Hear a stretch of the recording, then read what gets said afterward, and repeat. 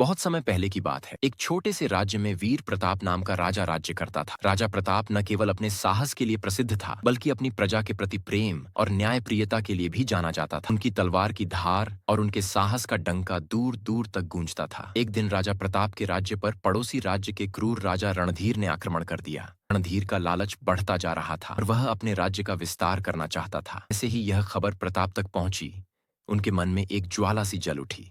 उन्होंने अपने सेनापतियों और योद्धाओं को युद्ध की तैयारियों में जुट जाने का आदेश दिया। युद्ध का दिन आया।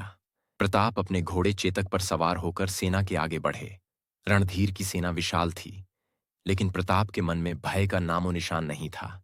उन्होंने अपनी सेना में जोश भरते हुए कहा, अपने राज्य की रक्षा के लिए लड़ेंगे।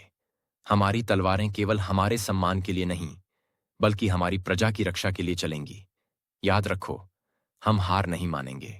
आरंभ हुआ और मैदान में तलवारों की चमक छा गई। प्रताप की वीरता देखते ही बनती थी। वे रणधीर की सेना के बीच जाकर इस तरह लड़े जैसे कोई सिंह अपने शिकार पर टूट पड़ा हो। उनकी तलवार से निकली हर एक चोट दुश्मन पर कहर बरपा रही थी।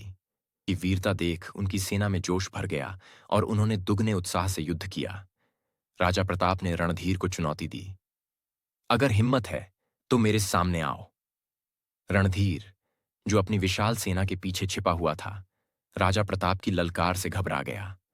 रणधीर को हार माननी पड़ी और अपनी सेना लेकर वापस लौट गया।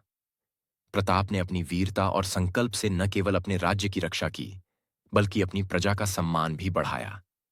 इस विजय के बाद राजा प्रताप को उनके राज्य में वीर प्रताप के नाम से पुकारा जाने लगा। उनकी कहानी हर गली चौराहे पर गाई जाती और बच्चों को उनके साहस की कहानियां सुनाई जाती।